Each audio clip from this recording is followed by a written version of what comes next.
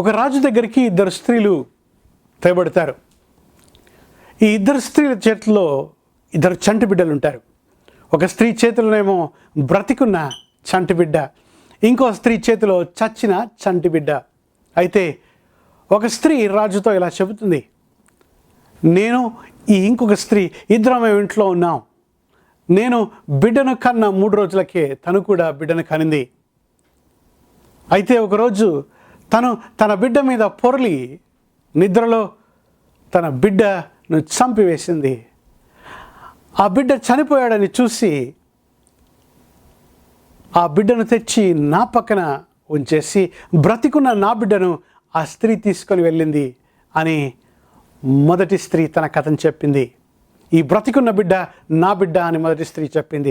రెండవ స్త్రీ కూడా అదే కథ చెప్పి ఆ బ్రతికున్న బిడ్డ నా బిడ్డ అని రెండవ స్త్రీ అంటుంది. రాజు ఇప్పుడు పెద్ద ఎరకాటంలో ఉన్నట్టు మనం చూస్తాం. కానీ రాజు జ్ఞానంతో ప్రవర్తించి ఒక ఖడ్గం ఇక్కడికి తీసుకొని రండి అని అన్నాడు. తీసుకొని వచ్చినప్పుడు బ్రతికున్న బిడ్డ మీద ఖడ్గాన్ని ఎత్తి రాజు అంటాడు, ఈ బిడ్డను 2 ముక్కలుగా చేసి ఇద్దరు తల్లులకు ఇస్తాను నేను అని అంటే, మొదటి స్త్రీ అంటుంది, అది మంచి ఐడియా రాజుగారు, చంపేసేయండి ఈ బిడ్డను, 2 ముక్కలు నాకు 1 ముక్క, ఆ తల్లికి ఇంకో 1 ముక్క ఇవ్వండి అని మొదటి స్త్రీ అంటుంది. రెండవ స్త్రీ అంటుంది, అయ్యా ఆ బిడ్డ బ్రతికున్న బిడ్డ నువ్వు చంపవద్దు, నా బిడ్డ ఆ తల్లి దగ్గరే, ఆ స్త్రీ దగ్గరే ఉండనివ్వండి, ఆ బిడ్డ బ్రతికునడమే నాకు చాలా ప్రాముఖ్యం, నా బిడ్డ చనిపోతుండడం నేను చూడలేను అని రెండవ తల్లి అన్నదంట. అన్నప్పుడు రాజు, ఈ బిడ్డను నేను చంపను, ఈ రెండవ స్త్రీయే నిజమైన తల్లి అని ఆ బ్రతికున్న బిడ్డను ఆ రెండవ తల్లికి ఇవ్వమన్నాడు. ఈ మాటను వినిన ఇశ్రాయేలులందరూ కూడా భూమి మీద ఇంత జ్ఞానం కలిగిన రాజు లేడు అని మనుషులు అనుకున్నారంట. బైబిల్లో ఈ సంఘటన మొదటి రాజుల గ్రంథం 3వ అధ్యాయంలో వ్రాయబడింది. ఆ రాజు సొలొమోను రాజు. భూమి మీద సొలొమోను రాజు లాంటి జ్ఞానం కలిగిన వ్యక్తి ఎవరూ లేరని వ్రాయబడింది. ఈ జ్ఞానం ఎక్కడి నుంచి సొలొమోను రాజుకు వచ్చింది? దేవుడు గిబియోనులో సొలొమోను రాజుకు ఒక దర్శనంలో, కలలో ప్రత్యక్షం అవుతాడు. నీకు ఏమి కావాలి అని ప్రభువు అడుగుతాడు. అడిగితే సొలొమోను రాజు అడిగిన ఈ వరం ఏమిటో తెలుసా? నాకు జ్ఞాన హృదయమును దయచేయండి అని అడిగాడు. మంచి చెడులను గ్రహించే జ్ఞాన హృదయం, నీ ప్రజలను ఏలటానికి నాకు జ్ఞాన హృదయం దయచేయి ప్రభువా అని సొలొమోను అడిగాడు. దేవుడు అన్నాడు, సొలొమోను మహారాజా, నువ్వు దీర్ఘాయువును అడగలేదు, ఆస్తి అంతస్తులను అడగలేదు, లేకపోతే నీ శత్రువుల ప్రాణాన్ని నువ్వు అడగలేదు, కానీ నా ప్రజలను ఏలటానికి నువ్వు జ్ఞానం మనస్సును అడిగావు. అందుకే నీకు జ్ఞాన హృదయమే కాకుండా నువ్వు అడగని సమస్తాన్ని కూడా నీకు ఇస్తాను అని దేవుడు సొలొమోను రాజుతో చెప్పాడు. సహోదర సహోదరి, మనకు జ్ఞానం కావాలంటే ఏమి చేయాలి? దేవుణ్ణి అడగాలి, అది మనం నేర్చుకోవాలి. అయితే సొలొమోను మహారాజు అంటాడు, సామెతల గ్రంథం 9వ అధ్యాయము 10వ వచనంలో ఇలా అంటాడు, యెహోవా యందు భయభక్తులు కలిగి ఉండటమే జ్ఞానమునకు మూలము అని అంటాడు. The fear of the lord is beginning of wisdom అని అంటాడు సొలొమోను మహారాజు. ఒక వ్యక్తికి జ్ఞానం కావాలంటే యెహోవా యందు భయభక్తులు కలిగి ఉండాలి. యెహోవా యందు భయభక్తులు కలిగి ఉన్నవాడే జ్ఞానం కలిగినవాడు. యోబు గ్రంథంలో యోబు అంటాడు, యోబు గ్రంథం 28వ అధ్యాయము 28వ వచనంలో ఇలా అంటాడు, యెహోవా యందు భయభక్తులే జ్ఞానం అంటాడు. సొలొమోను మహారాజేమో జ్ఞానమునకు మూలం అంటే యోబు అంటాడు, యెహోవా యందు భయభక్తులే జ్ఞానం అని అంటాడు. సహోదర సహోదరి, నీకు జ్ఞానం కావాలంటే యెహోవా యందు భయభక్తులు నీకు ఉండాలి. నీకు యెహోవా యందు భయభక్తులు ఉందా లేదా అని ప్రశ్న. నీ దేవుడైన యెహోవాను చూసి నువ్వు భయపడతావా అని ప్రశ్న. దేవుడు మనిషి నుంచి కోరేది ఏమిటి? మోషే ఆయన మరణించక మునుపు ఆయన ఫేర్వెల్ చెబుతూ ఇశ్రాయేలుతో ద్వితీయోపదేశకాండం 10వ అధ్యాయం 12వ వచనంలో ఇలా అంటాడు, what does the lord require of you?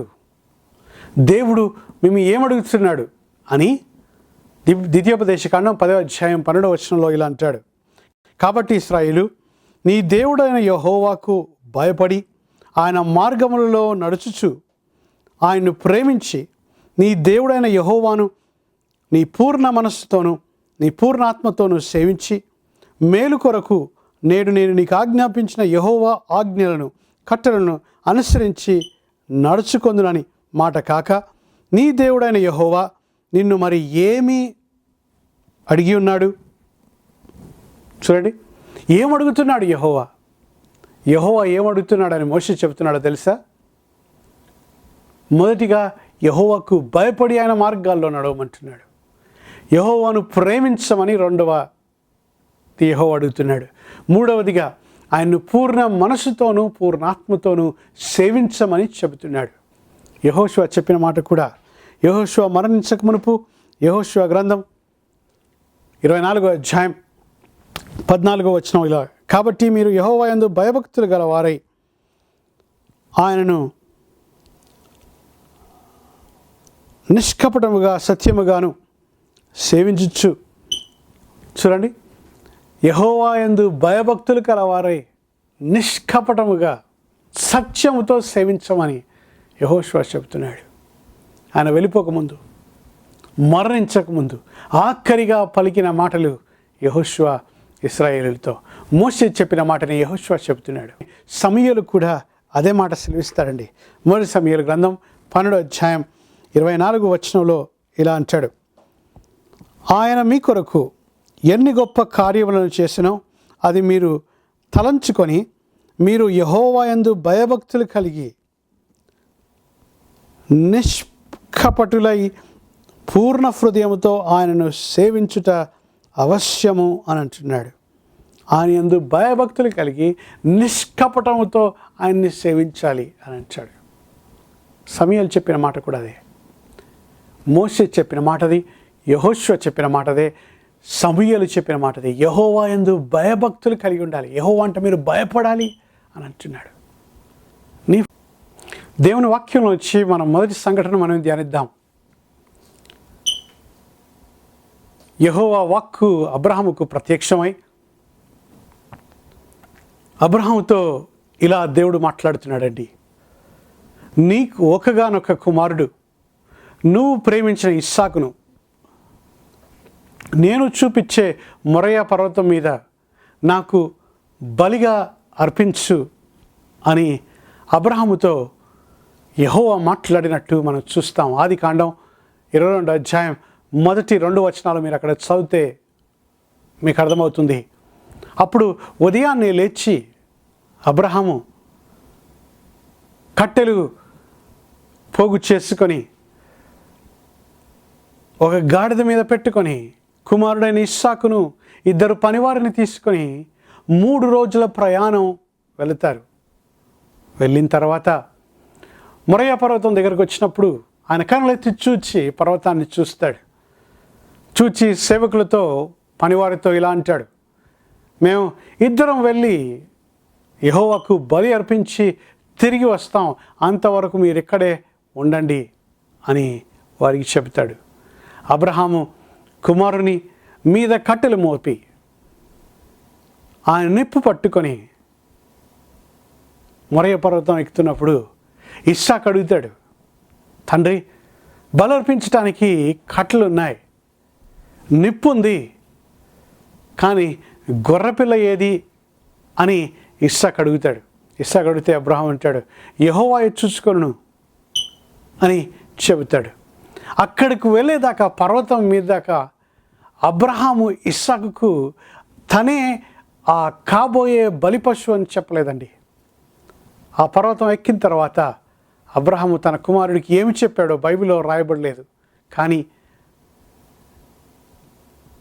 కుమారుని ఒప్పించి బలిపీఠం మీద కుమారుని పెట్టి కత్తి ఎత్తినప్పుడు ఒక స్వరం వినపడుతుంది. దేవుడు అబ్రహాముతో ఇలా మాట్లాడుతున్నాడు.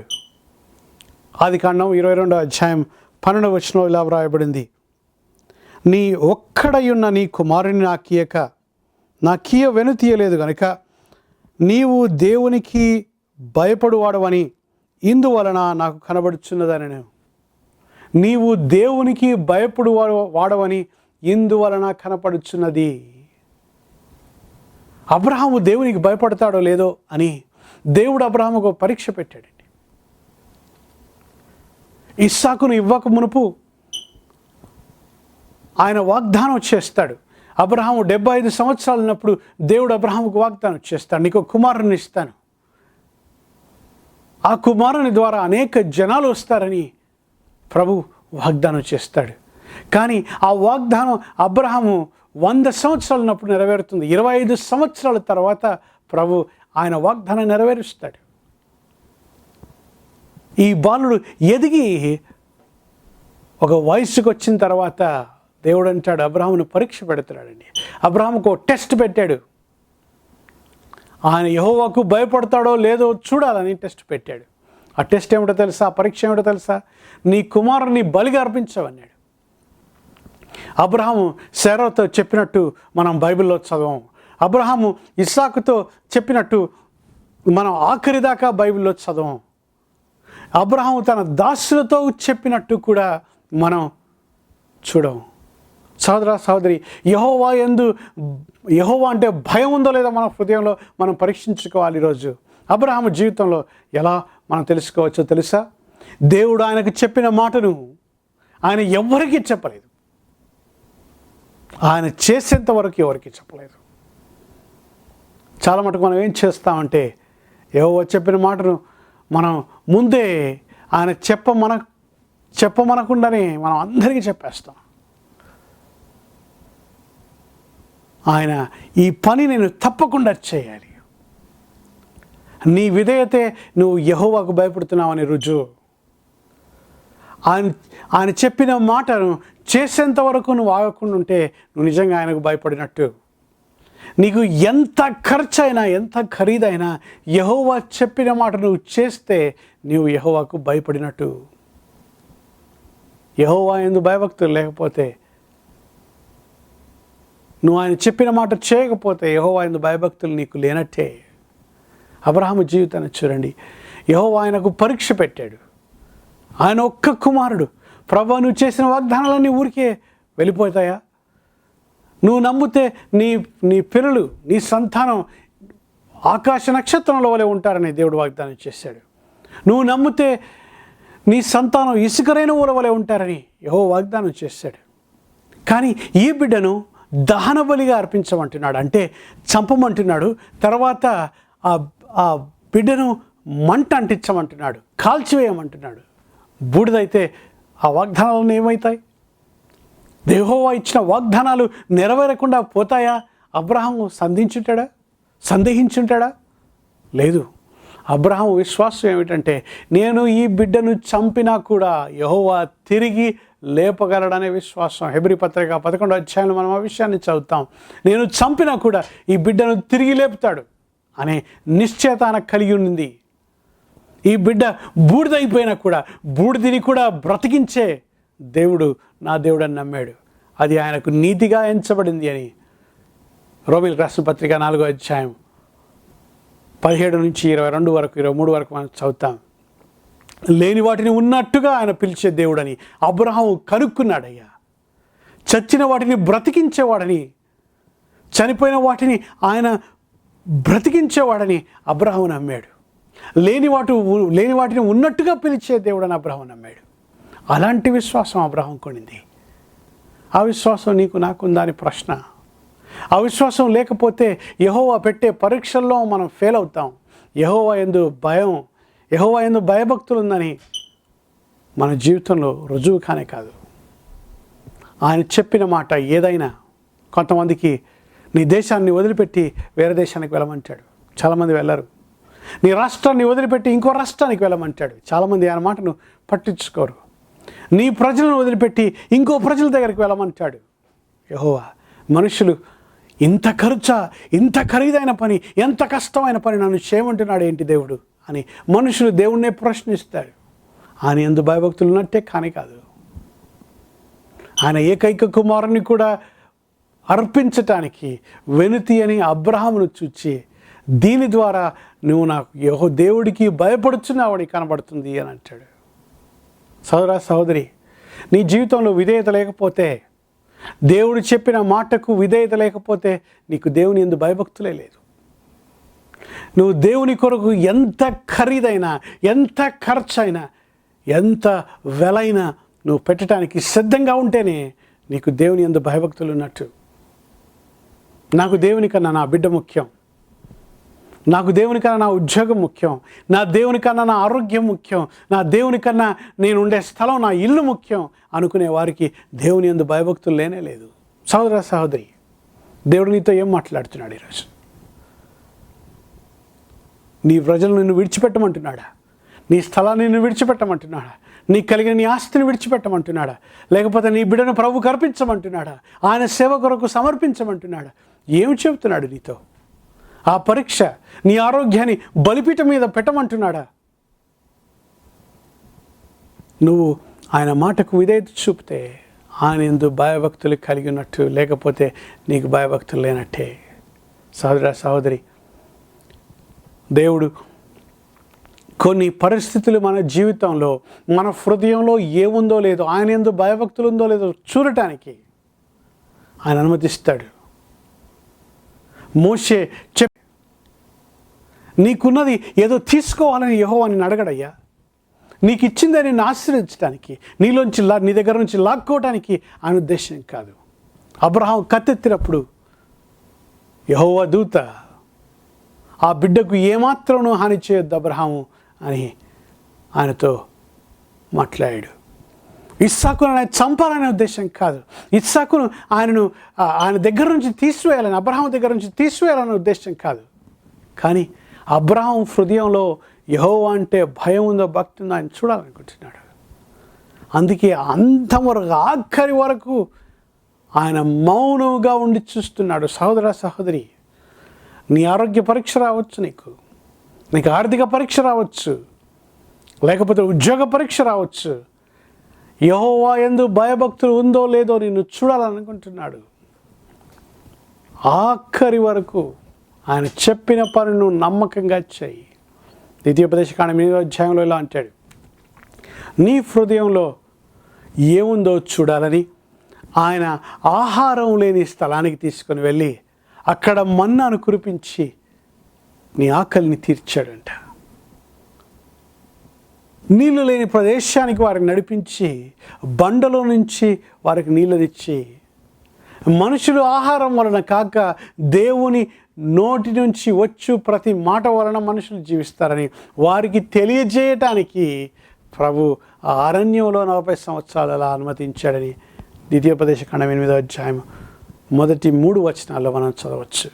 సహోదర సహోదరి, దేవుడు నీ జీవితంలో కూడా కొన్ని పరిస్థితులు అనుమతిస్తుంటే నీ హృదయంలో ఆయనంటే భయభక్తులు ఉందో లేదని చూడాలనుకుంటున్నాడు.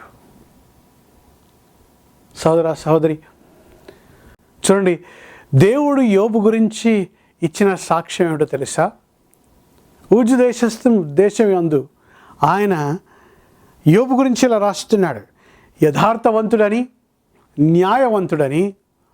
చాలా ప్రాముఖ్యమైన 3వ విషయం ఏం చెబుతున్నాడో యెహోవా తెలుసా? యెహోవా యందు భయభక్తులు కలిగి, దేవుని యందు భయభక్తులు కలిగి చెడుతనమును విసర్జించువాడు అని. ఎంత గొప్ప సంగతి చూడండి. దేవుడే ఒక మనిషి గురించి సాక్ష్యం ఇస్తున్నాడు. దేవుని యందు భయభక్తులు కలిగి చెడుతనను విసర్జించే వ్యక్తి అని. సహోదర సహోదరి, దేవుడు ఆ సాక్ష్యం నీ గురించి చెప్పగలడా, నా గురించి చెప్పగలడా అనే ప్రశ్న. యెహోవా యందు భయభక్తులు కలిగి మనం చెడుతనం నుంచి పారిపోవాలి. యెహోవా యందు భయభక్తులు అంటే ఏమిటి అని చాలామంది ప్రశ్నిస్తారు. ఆయన సన్నిధిలో వనకాల, మనం గజగజ వనకాల? అది కూడా ఉందండి. కానీ దేవుని వాక్యం ఏం చెబుతుందో తెలుసా? సామెతల గ్రంథం 8వ అధ్యాయం 13వ వచనంలో యెహోవా యందు భయభక్తులు కలిగి ఉండట చెడుతనమును అసహించుకోవటం అంట, విసర్జించడం అంట. నీ హృదయంలో చెడుతనాన్ని నువ్వు అసహించుకుంటావా అనే ప్రశ్న. నీ హృదయంలో చెడుతనాన్ని నువ్వు అసహించుకుంటే యెహోవా యందు భయభక్తులు నీకున్నట్టు. రెండవ మెట్టు సామెతల గ్రంథం 16వ అధ్యాయం 6వ వచనంలో ఇలా చెబుతుంది. ఏమిటంటే యెహోవా యందు భయభక్తులు కలిగి చెడుతనం నుంచి పారిపోవటం అని, చెడుతనం నుంచి తొలగిపోవటం అని అక్కడ వ్రాయబడింది. అదే మాట సామెతల గ్రంథం 3వ అధ్యాయం 7వ వచనంలో కూడా రాయబడింది. యెహోవా యందు భయభక్తులు కలిగి చెడుతనం నుంచి నువ్వు తొలగిపోవాలి అని వ్రాయబడింది. చెడుతనం నుంచి నువ్వు పారిపోవాలని. యెహోవా యందు భయభక్తులు కలిగి ఉంటే మొదటి మట్టి ఏమిటంటే హృదయంలో పాపమును మనం ద్వేషిస్తాం, అసహించుకుంటాం. రెండవ మెట్టు ఏమిటంటే ఆ చెడుతనం నుంచి మనం పారిపోతాం, తొలగిపోతాం.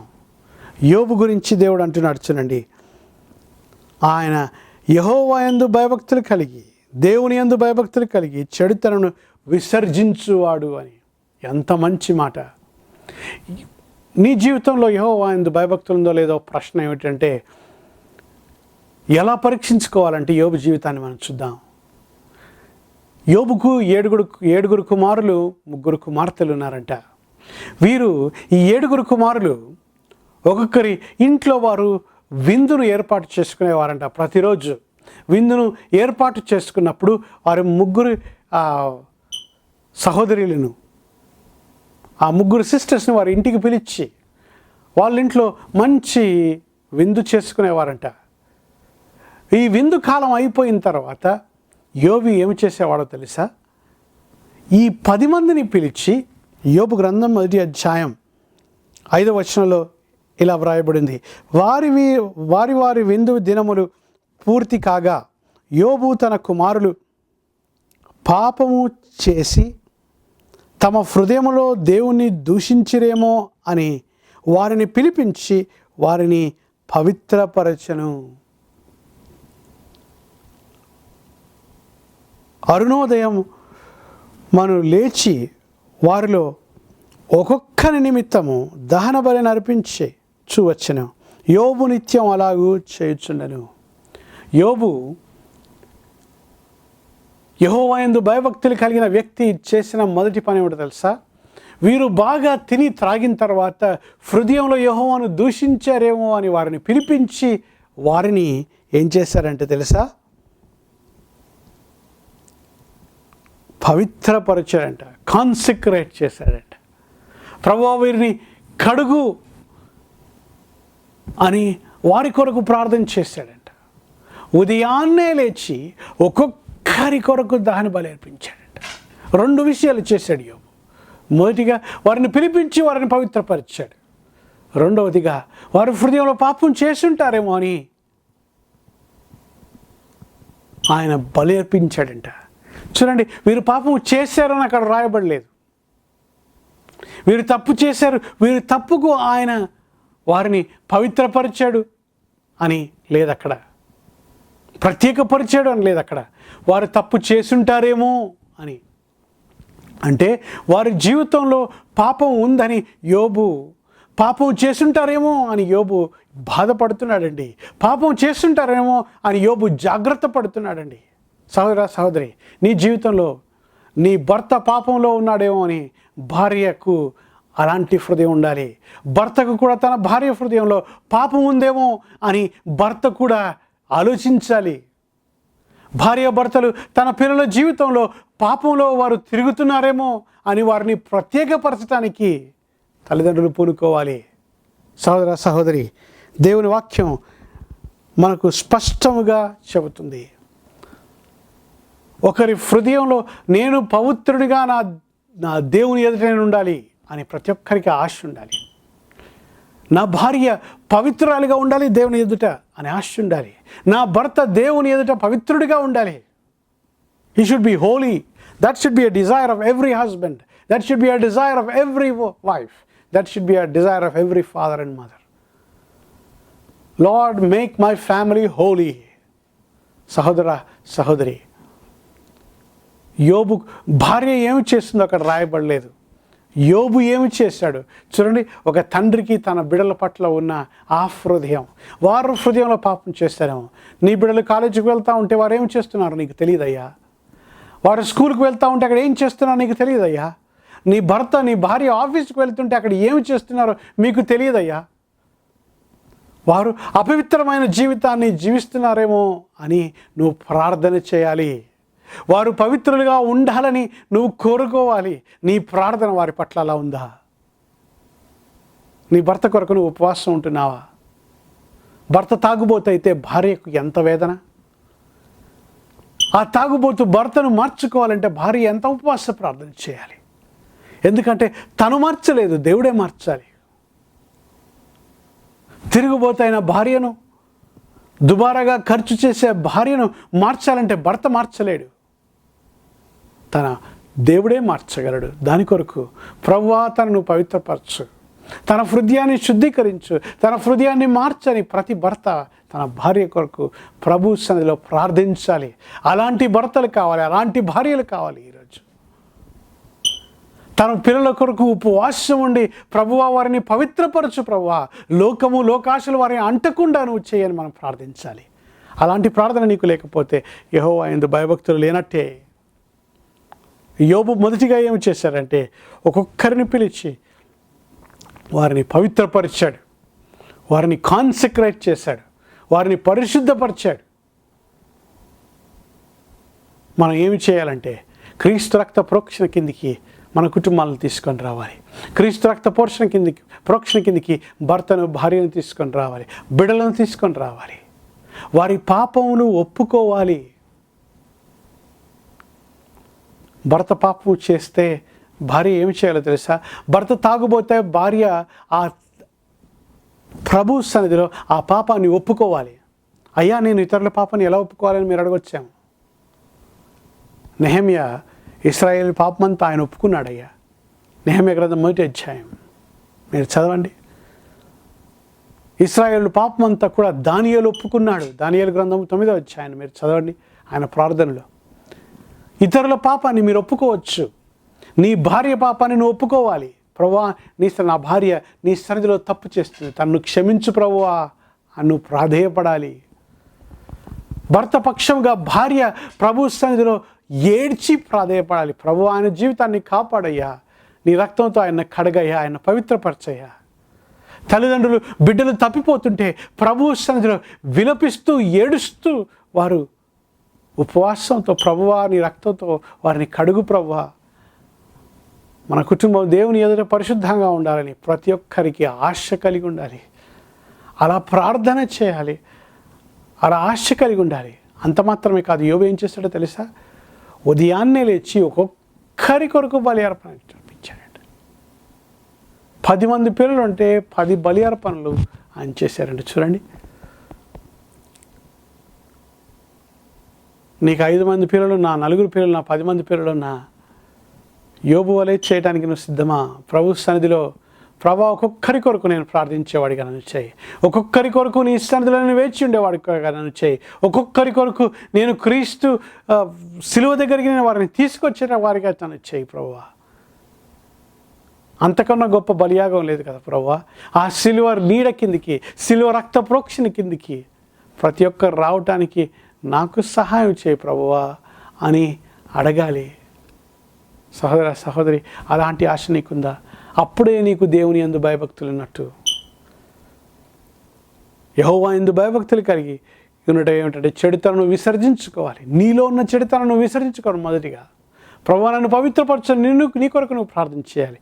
అంత మాత్రమే కాక నీ భార్యలో నీ భర్తలో ఉన్న పాపం కొరకు నువ్వు ఒప్పుకొని ప్రార్థించాలి. నీ బిడ్డల్లో ఉన్న పాపం కొరకు ఒప్పుకొని ప్రార్థించాలి. నీ తల్లిదండ్రుల్లో ఉన్న పాపాన్ని నువ్వు ఒప్పుకొని ప్రార్థించాలి. అప్పుడే నీకు దేవుని యందు భయభక్తులు ఉందని రుజువు. సహోదర సహోదరి, నువ్వు ఇతరుల పాపాన్ని ఒప్పుకుంటున్నావా? ప్రభు సన్నిధిలో కొన్ని గంటలైనా ప్రార్థనలు గడుపుతున్నావా? వారు దేవుని ఉగ్రత కిందికి రాకుండా ఉండటానికి నువ్వు ప్రార్థన చేస్తున్నావా అని ప్రశ్న. అలా ఉంటే నీకు దేవుని యందు భయభక్తులు ఉన్నట్టే. దేవుని యందు భయభక్తులు ఉంటే ఏమి జరుగుతుందని మీరు అడగచ్చు. 34వ కీర్తనలో ఏముందంటే 7వ వచనంలో దేవదూతలు వారికి కావలిగా ఉంటారని మొదటి ఆశీర్వాదం. సింహపు పిల్లలు ఆకలిగా ఉంటాయి, లేమి కలిగి ఉంటాయి, కానీ యెహోవా యందు భయభక్తులు కలిగి వారికి ఏ మేలు కొదు ఉండదని 34వ కీర్తన 8వ అధ్యాయం 9వ వచనంలో, 34వ కీర్తన 8వ వచనం 9వ వచనంలో వ్రాయబడింది. యెహోవా యందు భయభక్తులు కలిగి ఉండటం దీర్ఘాయువుకు మూలం అని సామెతల గ్రంథం 10వ అధ్యాయం 27వ వచనంలో చదువుతాం మనం. యెహోవా యందు భయభక్తులు కలిగి ఉంటే మీకు ఘనత కలుగుతుందని, మీకు లాభం వస్తుందని సామెతల గ్రంథం 22వ అధ్యాయం 4వ వచనంలో రాయబడింది. సహోదర సహోదరి, యెహోవా యందు భయభక్తులు కలిగి ఉంటే ఎన్ని ఆశీర్వాదాలు ఉన్నాయంటే అన్ని ఆశీర్వాదాలు ఉన్నాయి. ప్రతి ఒక్క వాక్యాన్ని వివరించడానికి టైం సరిపోదు. 102వ కీర్తన, 128వ కీర్తన, 10వ సామెతల గ్రంథం 10వ అధ్యాయం, 11వ అధ్యాయం, ఇవన్నిటిలో యెహోవా యందు భయభక్తులు కలవారికి కలిగిన ఆశీర్వాదాలు అక్కడ వ్రాయబడి ఉన్నాయి. మీ హృదయంలో యెహోవా యందు భయభక్తులు కలిగి ఉన్నారా లేదా?